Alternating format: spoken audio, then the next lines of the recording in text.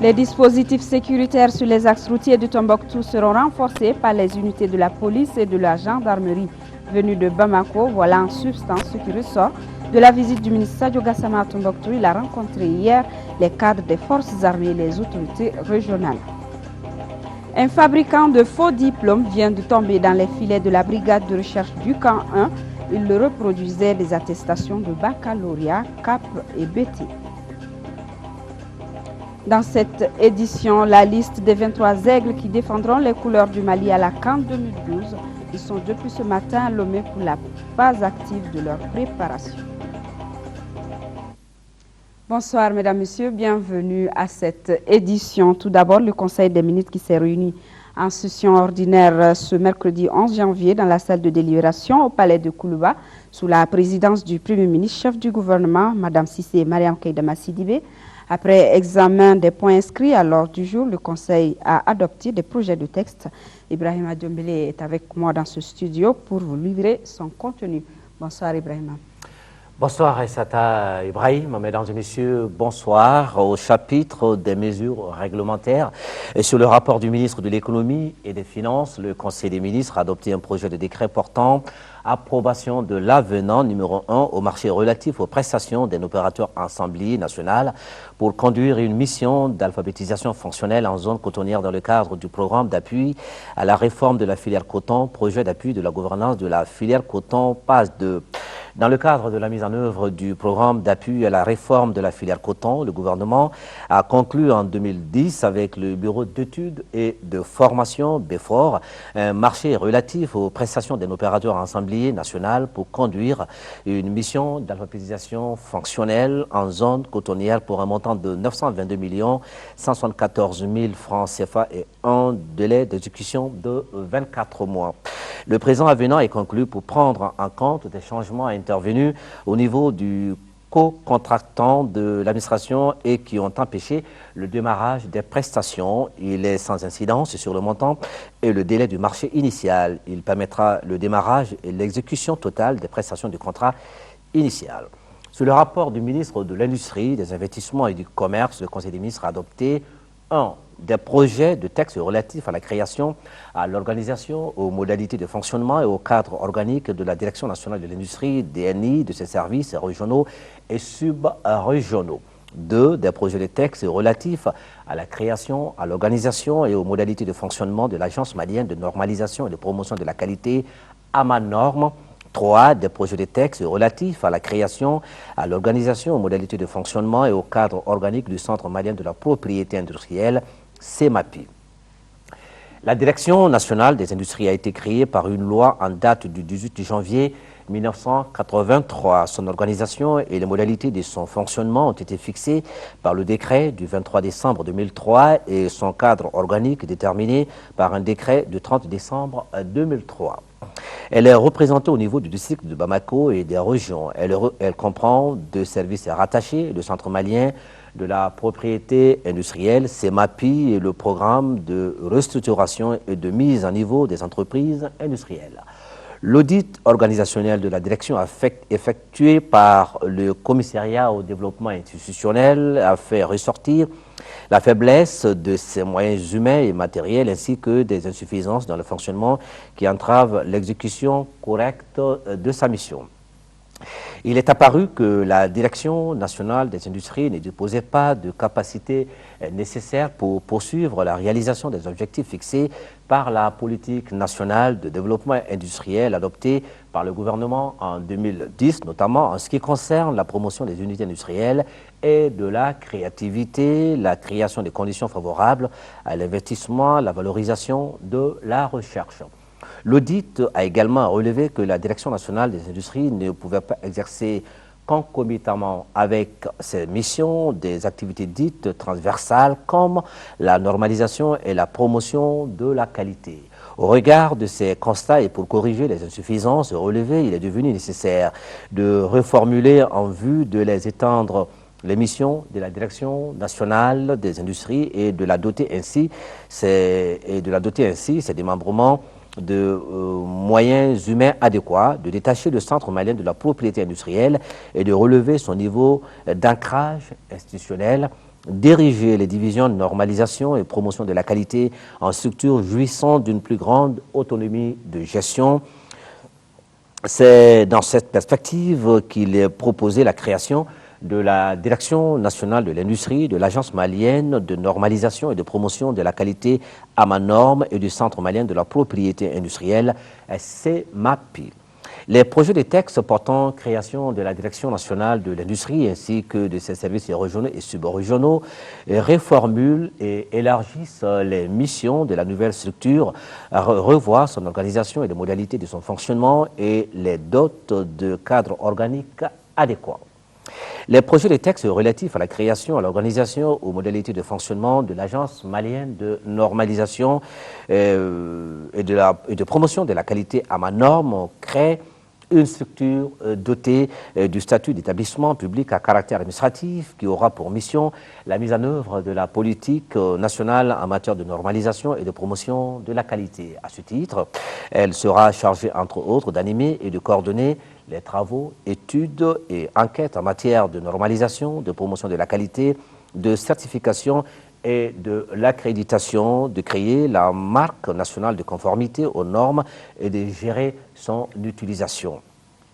Les projets de texte adoptés fixent également l'organisation et les modalités de fonctionnement de l'agence dont la création devra contribuer à l'accroissement de la compétitivité des entreprises nationales et favoriser le transfert de techniques et technologies pour le développement des chaînes de valeur dans les filières prioritaires et l'accès des produits au marché. Les projets de texte relatifs à la création, à l'organisation, aux modalités de fonctionnement et au cadre organique du Centre malien de la propriété industrielle, CMAPI, et créent le centre sous la forme d'un service rattaché au secrétariat général du ministère de l'Industrie, des Investissements et du Commerce. 4. Des projets de texte relatifs à la création, à l'organisation et aux modalités de fonctionnement du bureau de restructuration et de mise en niveau des entreprises. Dans le cadre de la politique industrielle, le gouvernement a adopté en 2005 le programme de restructuration et de mise à niveau des entreprises sur la période 2005-2007. La mise en œuvre de ce programme et du programme de restructuration et de mise à niveau de l'industrie et des États membres de l'UEMOA est assurée par le comité de pilotage et le bureau de restructuration et de mise à niveau rattaché à la Direction nationale des industries. L'évaluation de la première phase du programme de restructuration et de mise à niveau des entreprises 2005-2007, le document de la phase 2 et l'audit organisationnel de la Direction nationale des industries ont fait apparaître la nécessité de faire changer de statut au bureau de restructuration et de mise à niveau des entreprises et de le réorganiser, de redéfinir les modalités de son fonctionnement et de le doter de moyens humains nécessaires. Les présents projets de texte sont pris pour prendre en charge ces préoccupations. Ils érigent le bureau en un établissement public à caractère administratif en lieu et place d'un service rattaché. La nouvelle structure aura pour mission de promouvoir la compétitivité des entreprises par la mise en œuvre de programmes de restructuration et de mise à niveau. Sur le rapport du ministre du Logement, des Affaires foncières et de l'Urbanisme, le Conseil des ministres a adopté un projet de décret portant cession à titre gratuit à la Fondation Mouvement pour les États-Unis d'Afrique, Africa, de parcelles de terrain. Il s'agit des parcelles de terrain, objet des titres fonciers numéro 45 735 de Kati, d'une superficie de 2 hectares, 0 art, 0 centiare, 6 à Kamalé dans le cercle de Kati. Numéro 45 736 de Kati, d'une superficie de 10 hectares, 0 art, 0 centiare, 6 à Kanakoroba dans le cercle de Kati. Numéro 440, 24 de Kati, d'une superficie de 1 hectare, 44 art, 86 centiares, 6 à Kati Koko Plateau dans le cercle de Kati. Numéro 457, 88 de Kati, d'une superficie de 1 hectare, 27 à 49 centiares, 6 à Kati, Sanafara, dans le cercle de Kati. Les dites parcelles sont destinées respectivement à la construction des sièges de l'Université des États-Unis d'Afrique, de la Fondation Africa, de la Maison des Amériques et de la Maison du Mali. Voilà, Aïssata, ce qu'il fallait retenir du Conseil des ministres de ce mercredi. Merci Ibrahima. Nous poursuivons donc cette édition avec le président de la République, Amadou Toumani Touré. Arrivé tard dans la nuit d'hier à New Delhi, il a reçu ce matin une cérémonie officielle et solennelle d'arrivée. Le président ATT et le Premier ministre indien ont été salués par 21 coups de canon. Peu de temps après, le président de la République a coprésidé la signature d'une série d'accords entre Maliens et Indiens. Au nombre de ces accords, la mise à disposition de 100 millions de dollars américains à la partie malienne par l'Inde pour l'interconnexion du pays en fibre optique. Notre envoyé spécial à New Delhi est Sori Ibrahima Keita. Rashtrapati Bhavan, le palais présidentiel s'entend à New Delhi, s'est réveillé ce 11 janvier 2012 avec beaucoup de solennité. Il est 10 heures, pas encore l'aube à Bamako qui égrène plutôt les 4h30. Sur le bâtiment de la présidence flottent déjà 2 paires de drapeaux indiens et maliens. Au bout du tapis rouge s'immobilise une limousine accompagnée d'une 50aine de cavaliers indiens. Le couple présidentiel malien en sort. À l'accueil, Madame le Président de la République d'Inde et son Premier ministre suivent alors les premiers des 21 coups de canon. Et c'est parti pour la très officielle et solennelle cérémonie d'arrivée du président Amadou Toumani Touré, dont l'avion a atterri à New Delhi à 23h15 la veille. À en croire les autorités indiennes elles-mêmes, cette envergure d'accueil n'a jamais été égalée depuis plus d'1 an dans le pays de Gandhi. Et le visiteur d'apprécier la coopération Inde-Mali a pris désormais un tournant à 3 dimensions.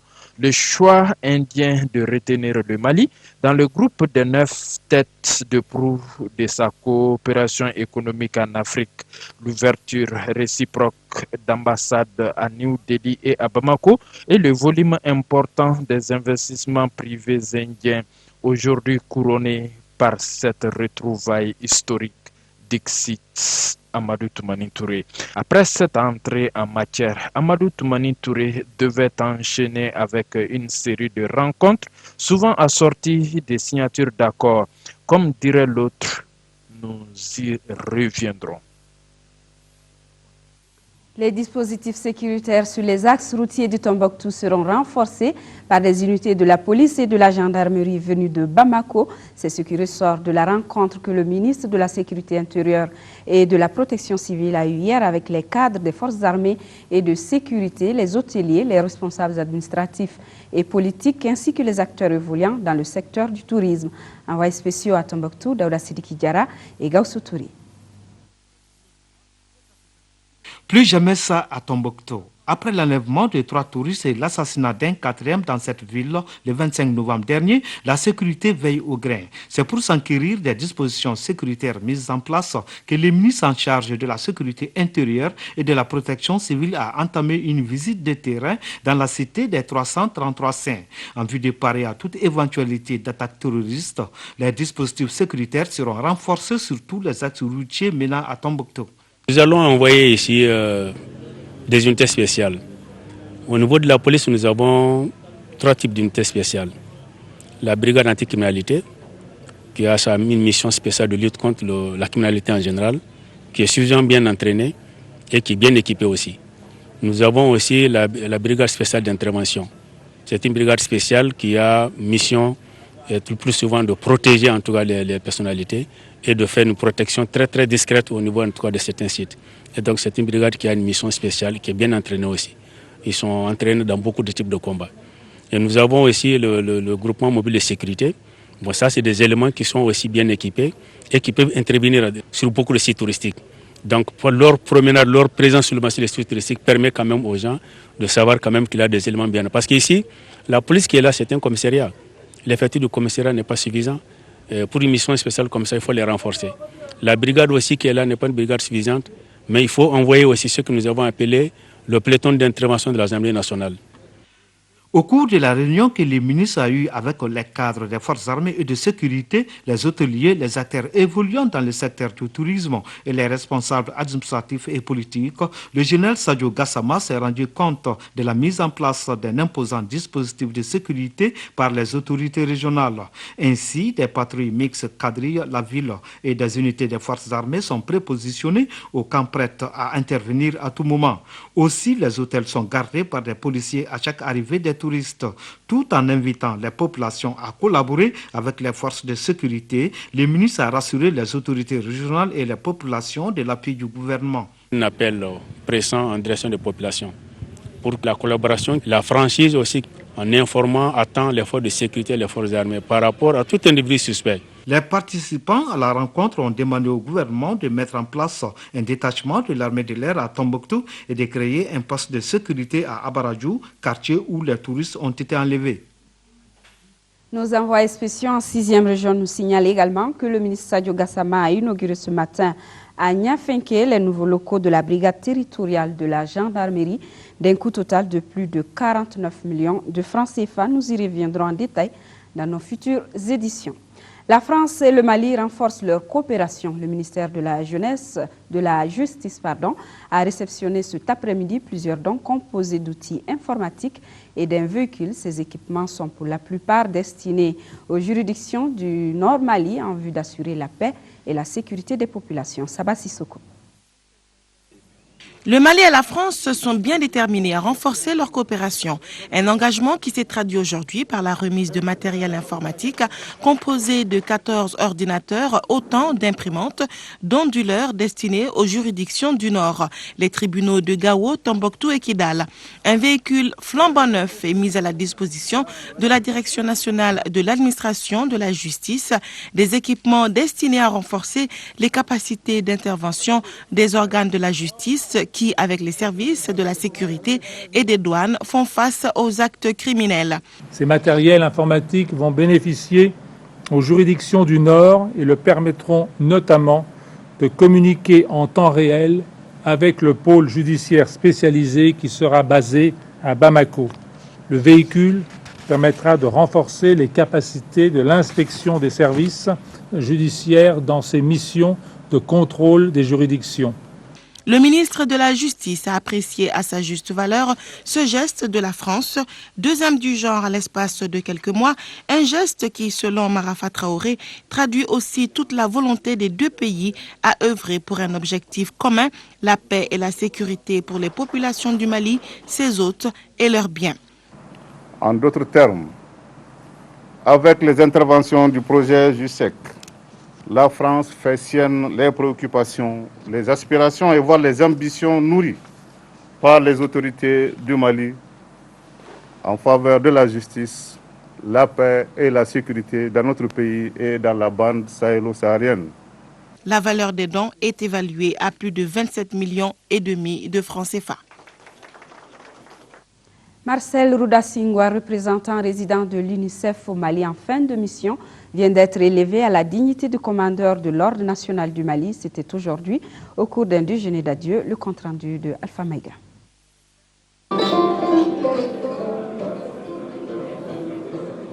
Douloureuse séparation. Cette cérémonie en est une. Le représentant résident de l'UNICEF au Mali quitte notre pays après 5 années de loyaux services. 5 années au cours desquelles il a apporté un appui aux efforts du gouvernement de la République. Cela dans le cadre de l'amélioration des conditions de vie des couches vulnérables, les femmes et les enfants. Et c'est pour magnifier tout cela que ce déjeuner d'adieu lui a été offert. C'est ainsi que les autorités ont tenu à élever le représentant résident de l'UNICEF au Mali à la dignité de commandeur de l'Ordre national du Mali. Cette distinction, nous l'acceptons avec humilité au nom de l'UNICEF. Aussi, c'est le lieu pour moi de la dédier aux enfants du Mali, aux enfants d'Afrique et d'ailleurs.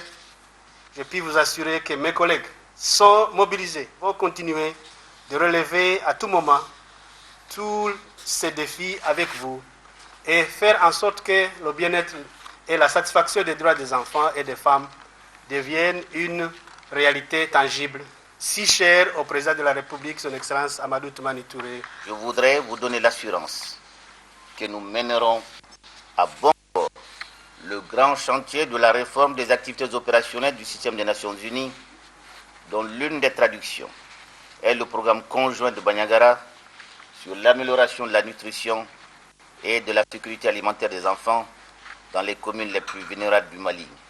Monsieur le représentant, je voudrais vous dire que vous laissez ici derrière vous des frères, des amis qui regretteront profondément votre départ et garderont de vous le meilleur souvenir.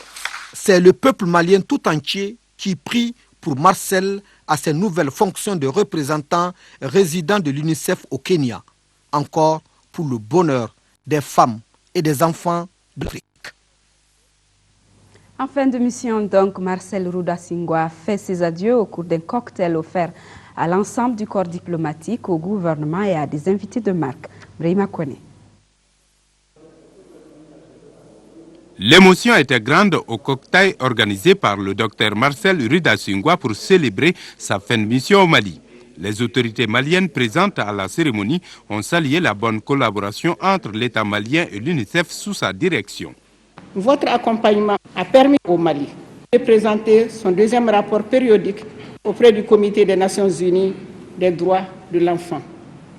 Votre appui au département lui a permis d'élaborer et de valider le manuel consensuel de prise en charge des enfants victimes de violences, d'abus, d'exploitation et de négligence, et d'élaborer les éléments stratégiques du plan d'action national de lutte contre la pratique du mariage précoce.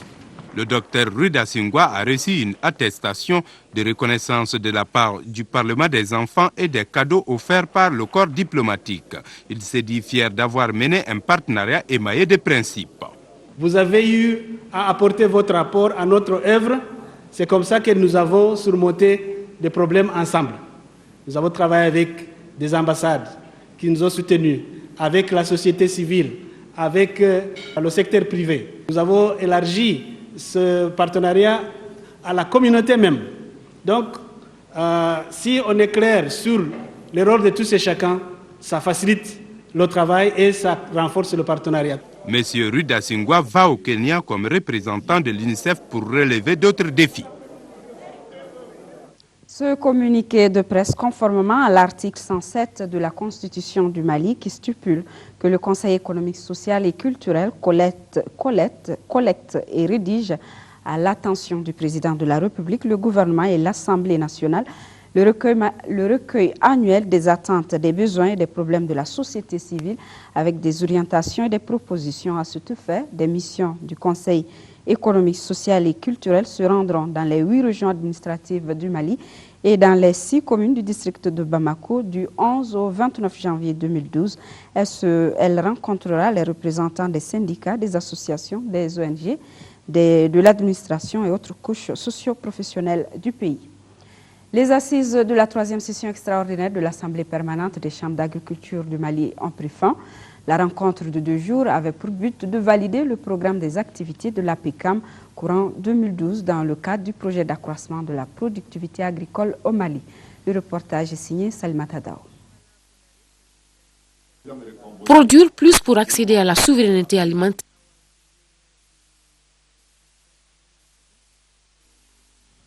Voilà quelques problèmes avec cet élément. Nous allons poursuivre avec le bilan de la campagne agricole 2011-2012 pour me préparer celle à venir. C'était l'objectif d'une rencontre ouverte ce matin à la Direction nationale de l'agriculture. Une rencontre de 2 jours qui devra aboutir à l'élaboration du plan de campagne agricole 2012-2013. Brahma Traoré. Plus pour accéder à la souveraineté alimentaire, c'est le but de la mise en œuvre du projet d'accroissement de la productivité agricole au Mali, PAPAM. Ce projet était au cœur des débats lors de la 3e session extraordinaire de l'Assemblée permanente des chambres d'agriculture du Mali. Le personnel de la dite structure, après 2 jours de concertation, a dressé les recommandations suivantes. 1. Associer les secrétaires généraux des chambres régionales d'agriculture aux travaux de synthèse des documents de travail. 2. Diligenter la justification des dépenses par rapport aux ressources mises en place. 3. Veiller à la qualité des infrastructures et équipements acquis dans le cadre du PAPAM. 4. Responsabiliser les chambres régionales d'agriculture dans la mise en œuvre des conventions. 5. Poursuivre les réflexions pour l'amélioration des documents de stratégie de communication et de formation professionnelle agricole en vue de leur adoption à la prochaine session ordinaire de la PECAM. Au cours de ces assises, il a été également question de la vérification des mandats, de l'introduction du nouveau cadre de la PECAM et des chambres régionales d'agriculture. Le budget 2012, qui s'élève à 10 milliards 200 millions de francs CFA, a été partagé entre les différentes représentations du secteur agricole malien de façon consensuelle. On avait une prévision de 20 milliards, mais notre enveloppe cette année, c'est 10 milliards. Donc il fallait appeler toutes les régions et diminuer les projets. Et je pense que tous les présidents ont compris. Maintenant, ce qu'on a dit à les présidents, il faut que l'enveloppe qu'ils ont, que chacun prend ça au sérieux. C'est un crédit que le gouvernement nous a emprunté. Donc si c'est un crédit, il faut que les choses soient très bien, quel que soit ce qui fait la production, la transformation, l'élevage, l'embouche, tout le besoin que le producteur, l'éleveur a besoin. En tout cas, on est prêt pour financer, mais il faut que ça soit vigilant et que ça soit regardant après le projet. En 2012, l'Assemblée permanente des chambres d'agriculture du Mali ambitionne de mettre l'accent sur la modernisation des systèmes de production, le renforcement des capacités de ces cadres, la facilitation de l'accès au crédit rural, le renforcement des liens entre la recherche, la vulgarisation et les producteurs, ainsi que sur les aménagements de proximité. Voilà, vous l'avez compris, c'était donc la fin des travaux de la 3e session extraordinaire de l'Assemblée permanente des chambres d'agriculture du Mali. Voilà à présent cette autre rencontre sur l'agriculture, rencontre de 2 jours organisée par la Direction nationale de l'agriculture et qui devra aboutir à l'élaboration du plan de campagne agricole 2012-2013. Bourama Traoré. La campagne agricole 2011-2012 n'a pas comblé toutes les attentes. Une campagne qu'il faut vite oublier pour s'atteler à une meilleure préparation de celle à venir. C'est du moins l'objectif d'une rencontre de 2 jours. Rencontre qui regroupe les directeurs régionaux de l'agriculture, les chefs de services centraux, de projets et programmes du département de tutelle. Ensemble, ils font le point des activités menées au cours de la campagne agricole écoulée.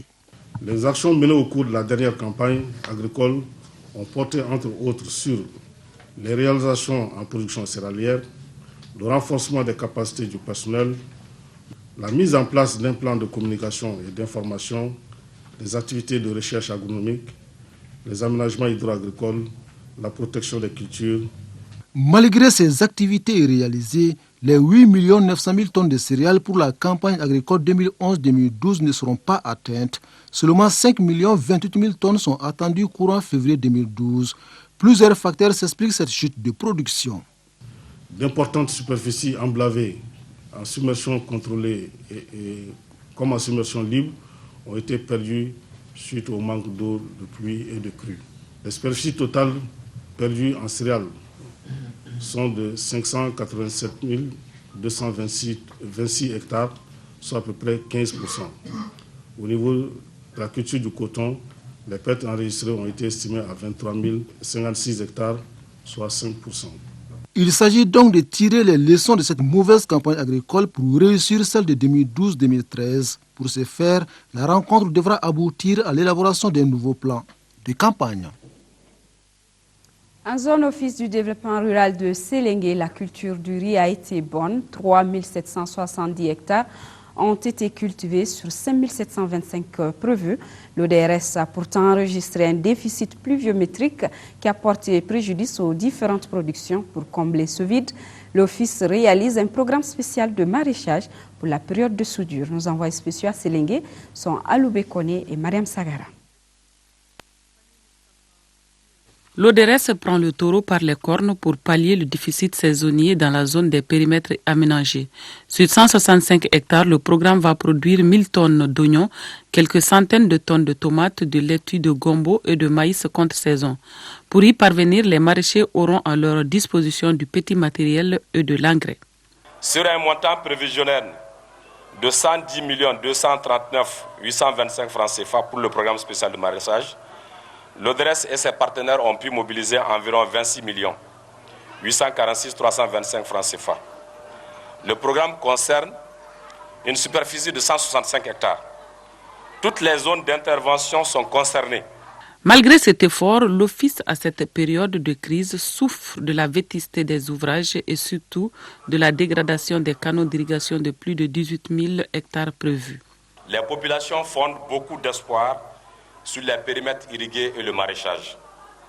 Or, il est triste de constater que le périmètre de Manikura connaît de sérieux problèmes d'approvisionnement en eau. La seule solution reste la réalisation du seuil de Kourouba, dont les études ont commencé avec le projet PDI-BS financé par le gouvernement du Mali et la BAD. Il est intéressant de reconnaître que face à cette situation, des mesures ont été prises au niveau national, parmi lesquelles on peut citer l'intensification des activités de maraîchage, l'approvisionnement en semences. Le président de la République, le général Amadou Toumani Touré, dans sa réponse au président de la société civile, ne disait-il pas qu'il faut encourager la production maraîchère et inviter les gens à changer d'habitude alimentaire? Fort heureusement, les partenaires techniques et financiers soutiennent ces maraîchers dans le cadre de ce programme spécial, notamment Toguna SA, Yara, Mali Paysan. Cette année, l'Office a reçu comme coopérants des experts chinois pour la mise en valeur des périmètres. Le 6e congrès mondial francophone de la chirurgie a débuté cet après-midi à Bamako. La rencontre est placée sous le signe de la prise en charge des urgences. Il est prévu au cours des 3 jours que dureront la rencontre 22 conférences et 80 communications. Diemba Moussa Konate.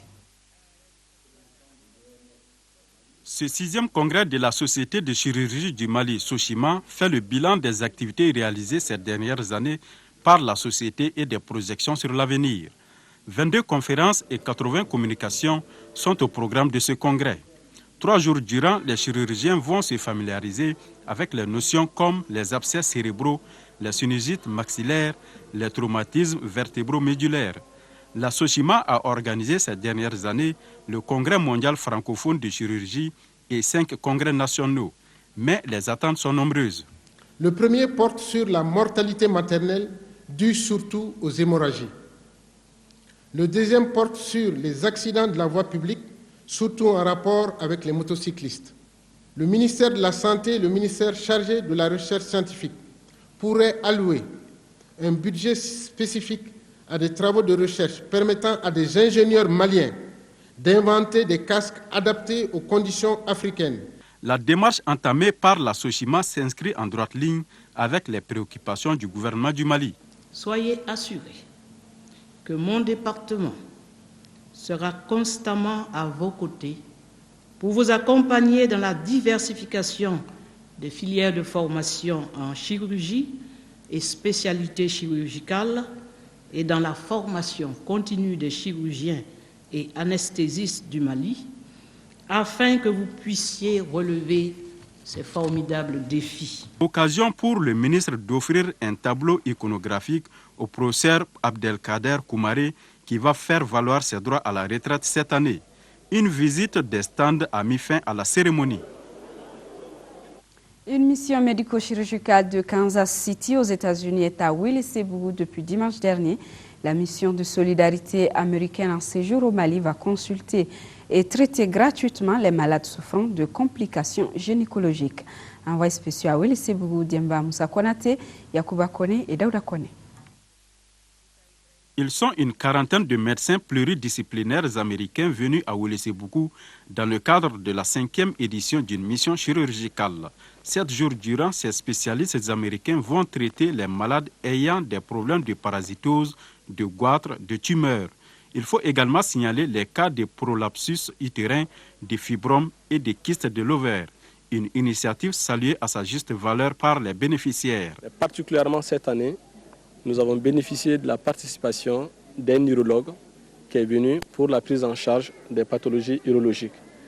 On a aussi un chirurgien généraliste que chaque année, quand elle arrive, elle opère pas moins de 40 goitres. Donc ça, c'est quelque chose qui nous a vraiment épatés. Le maire de Welesebugu a inscrit cette expédition médicale américaine dans la dynamique du renforcement des capacités des médecins maliens. On est en train de former une relation où ce n'est pas seulement ces Américains qui viennent donner aux Maliens, mais c'est un partenariat où les Américains se joignent à des Maliens pour offrir des soins gratuits. Nous travaillons près de 9 mois avant de venir ici en préparant les volontaires. Tout ce que vous voyez, tous ces médecins sont des volontaires, ils ne sont pas payés pour la mission et c'est plus facile pour eux de récupérer des fonds pour la mission quand ils ont un partenariat très fort avec les maires Yaes Tamake et avec Dr Oumar qui est là. Parallèlement à cette mission, il y a une autre équipe qui est chargée de doter 18 écoles de la localité en matériel pour le lavage des mains au savon. Une initiative appuyée par le chef de l'État, Amadou Toumani Touré. Pour clore cette mission des volontaires américains, un match de football amical est prévu vendredi prochain. La région de Ségou compte 674 169 électeurs repartis dans 2580 bureaux de vote. Ce résultat de la révision spéciale des listes électorales 2011 a été rendu public par le gouverneur Bourema Seiba en présence des représentants des partis politiques et de la société civile de Ségou à Megere Ogobaradolo. Au terme de la révision des listes électorales, révision spéciale pour cette année électorale, il convenait pour le chef de l'exécutif régional de rencontrer les partis politiques et la société civile de sa région sur le sujet. Nous avons parlé avec eux des problèmes que nous pouvons rencontrer, donc nous les avons invités à faire en sorte qu'ils puissent sensibiliser les électeurs pour que nous puissions aller aux élections de façon consensuelle et éviter qu'il y ait des difficultés. La région de Ségou compte pour 2012 un total de 674 169 électeurs inscrits, y compris ceux nés en 1994 et ceux sujets de correction et de radiation. Ces électeurs sont répartis dans 2580 bureaux de vote de l'espace régional. L'autre temps fort de cette rencontre a porté sur le déroulement des élections.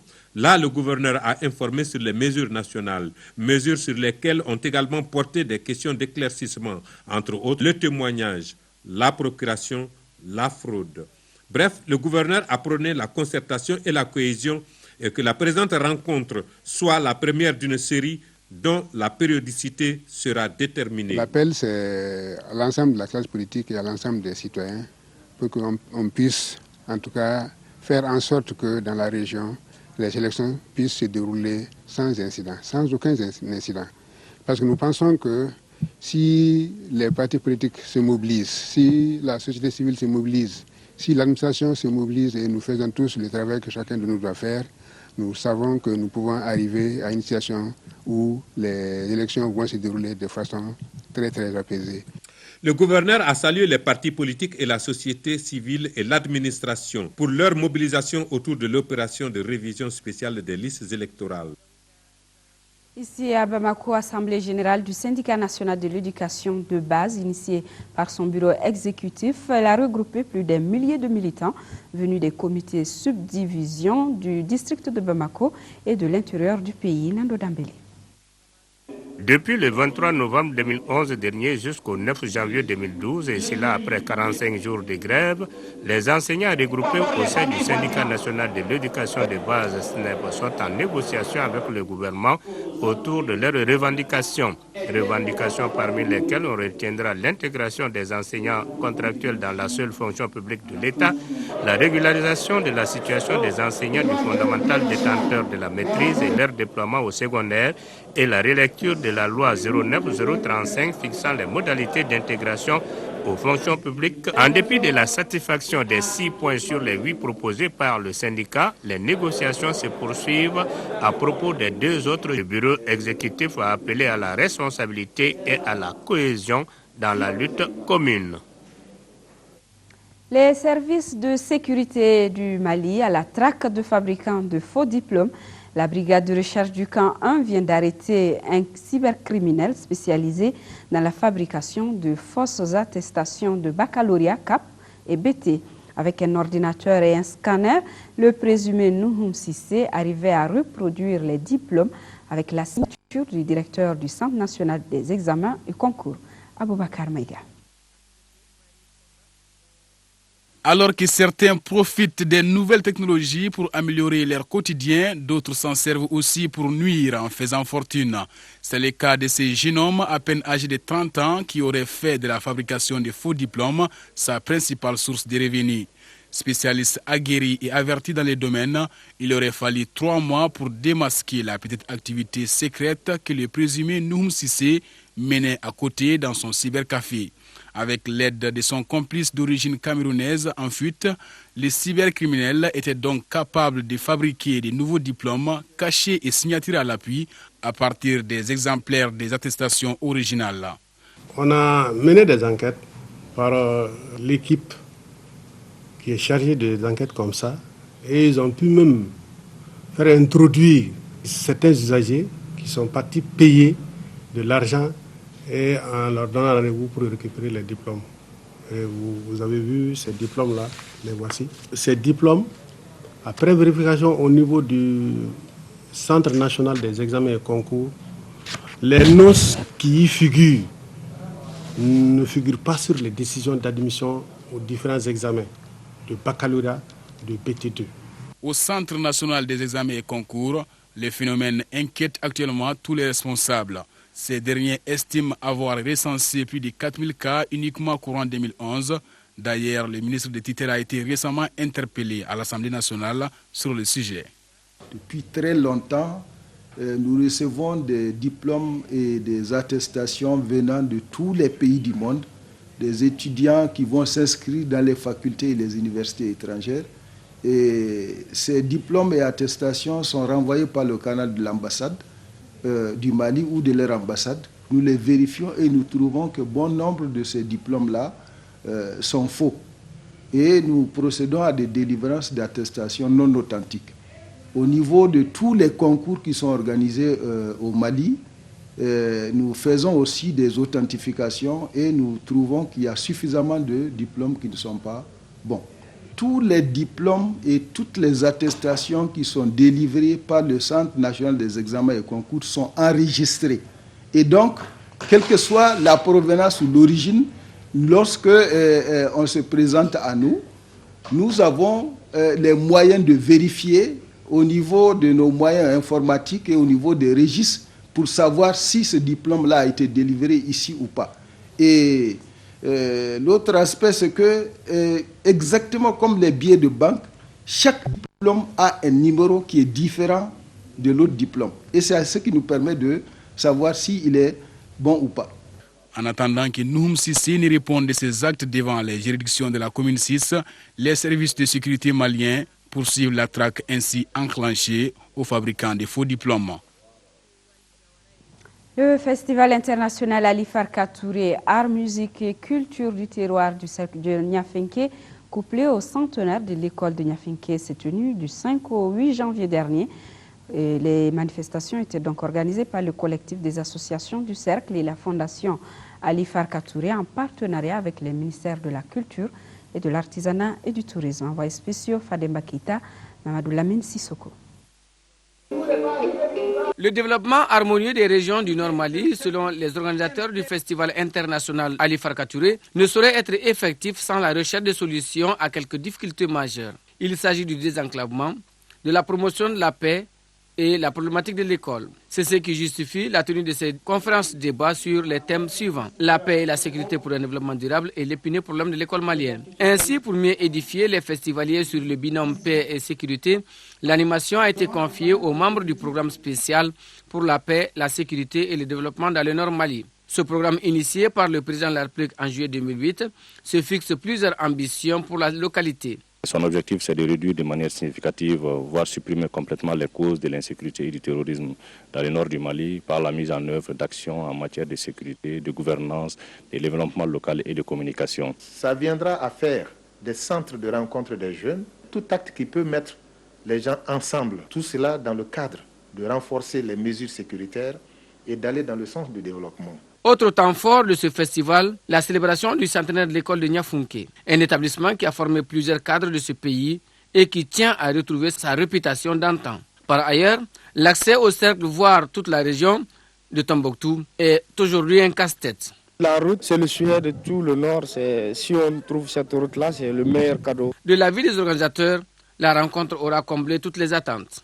Mes expressions sont bonnes, très bonnes d'ailleurs. Que ce soit de jour ou bien de nuit, toutes les activités qu'on a eues à mener sont très bien déroulées. La visite des sites touristiques de Tondidarou, des stands d'exposition artisanale dans les villages multiethniques de Goubo et celle des autres exposants ont mis en exergue les talents cachés des artisans et les potentialités de la région.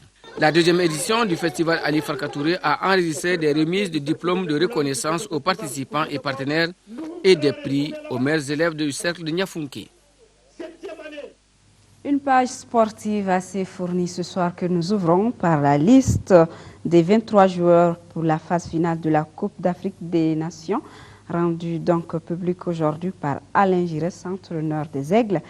Les 23 donc sont Oumar Sissoko, Soumaïla Diakité, Almami Sogoba, Ousmane Koulibaly, Idrissa Koulibaly, Drissa Diakité, Cédric Kanté, Mohamed Fofana, Adama Tamboura, Mahamadou Ndiaye, Abdoulaye Maïga, Seydou Keita, Kalilou Traoré, Bakay Traoré, Abdou Traoré, Samba Diakité, Mahaman Traoré, Sidi Kone, Samba So, Modibo Maïga, Gara Dambélé, Cheikh Tidiane Diabaté et Mustapha Yatabari ont été écartés de cette sélection Ousmane Berté, Souleymane Keita et Cheikh Fantamadi Diara.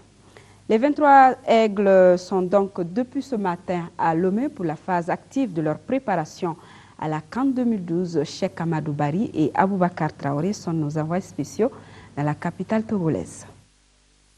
10h40 lorsque l'avion transportant la délégation malienne atterrit sur le tarmac de l'aéroport international de Lomé. Une délégation de 38 membres, dont 26 joueurs. Et c'est à bras ouverts qu'elle a été accueillie par quelques membres de la Fédération togolaise de football. Après avoir rempli les formalités, une étape qui d'ailleurs a été facile grâce à l'implication de nos hôtes, la délégation est embarquée à bord des minibus destination hôtel Guise Palace, situé à quelques 3 km de l'aéroport. Ici à Lomé, Alain Giresse dispose désormais d'une semaine pour faire ses derniers réglages. Le programme prévoit quelques rencontres amicales contre des équipes de la place, y compris la sélection nationale du Togo. Le terrain mis à la disposition des aigles pour les séances d'entraînement est situé à 500 mètres de l'hôtel. Avant de s'envoler pour le Togo, les aigles avaient eu hier un match amical contre une équipe locale gagné par le score de 3-0. En levée du rideau, la sélection du gouvernement s'est imposée face à celle de la Fédération malienne de football, Khalifa Naman Traoré. Beaucoup d'enthousiasme au stade du 26 mars pour cette retrouvaille entre une sélection du gouvernement avec 4 ministres et celle du comité exécutif de la Fédération malienne de football.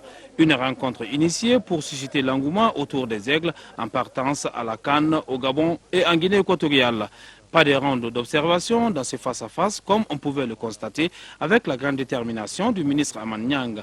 La forte envie est toujours là, mais les muscles ne suivent plus.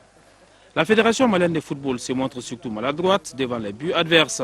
Après un but refusé pour hors-jeu, la formation du gouvernement trouve tout de même la faille et espère faire mieux en seconde mi-temps. On a marqué un but à la 5e minute que l'arbitre a triché. Là, on va gagner, Inch'Allah. Comme vous le voyez, ça se passe bien. Et je crois qu'il n'y a pas de doute, nous sommes les plus forts. Une bonne première mi-temps. Certes, on a raté beaucoup de buts, mais je pense qu'à la deuxième mi-temps, on va marquer, je vais marquer. Malgré la grande débauche d'énergie, deux buts seront marqués en deuxième période. Un de chaque côté par Morigoïta pour le gouvernement et Aguibouba pour la FEMA Foot. Une bonne occasion pour souhaiter une bonne canne aux aigles. On a bien gagné. 2-1, on a mérité. On a triché. On devait gagner 3-1. Et c'est ce que j'ai promis à madame en venant. Mais l'arbitre a gâté le 3e but.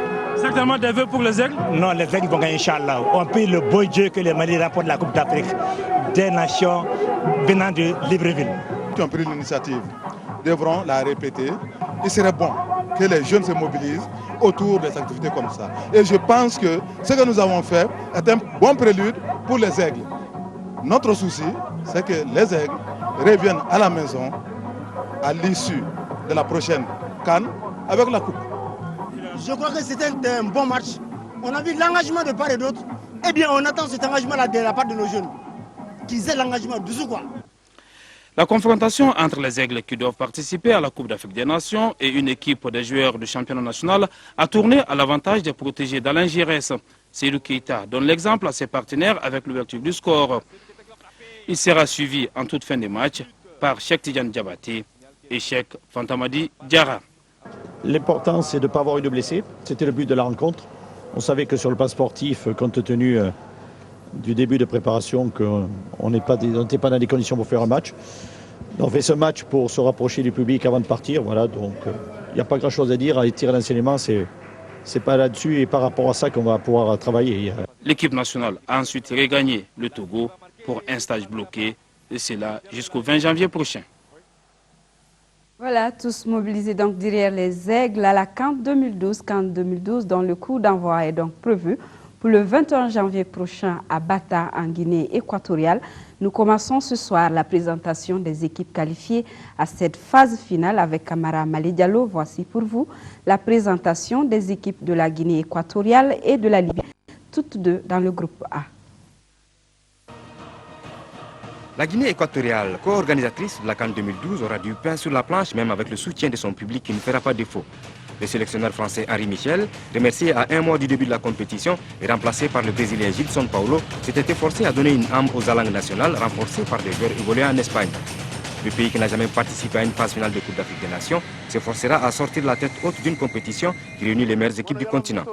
Si l'enthousiasme de l'organisation de la CAN se répercute sur le jeu de l'équipe nationale, il y a fort à parier que les Équato-Guinéens joueront les troubles-fêtes dans une poule où évolueront les surprenants libyens sortis du groupe C de la phase de poule comme meilleur deuxième derrière la Zambie.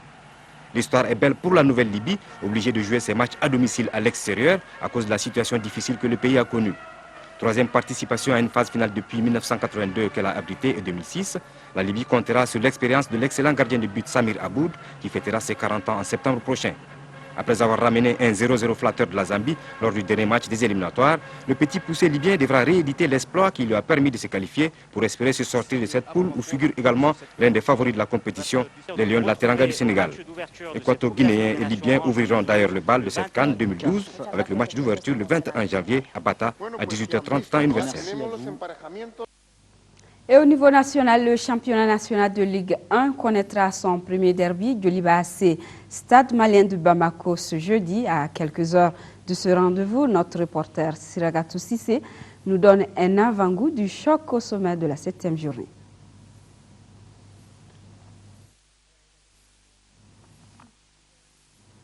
Voilà donc le reportage, je vous le disais, au niveau national, le championnat national de Ligue 1 qui connaîtra son premier derby Djoliba AC, Stade Malien de Bamako, demain jeudi.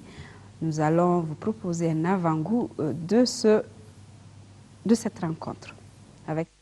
La forte fièvre entourant le derby de la capitale, Djoliba AC, Stade Malien de Bamako, dépasse tout commentaire. C'est le sujet dominant des débats, du moins pour les passionnés du ballon rond. Personne ne veut se faire raconter. C'est le match de l'année au Mali, notre classico. Il faut vivre l'événement et à n'importe quel prix. Comme tous les derbys légendaires, la pression hante les esprits. Le Djoliba AC est premier avec 16 points, le Stade Malien de Bamako 3e 13 points plus 7. Les deux équipes ont connu des fortunes diverses la journée précédente.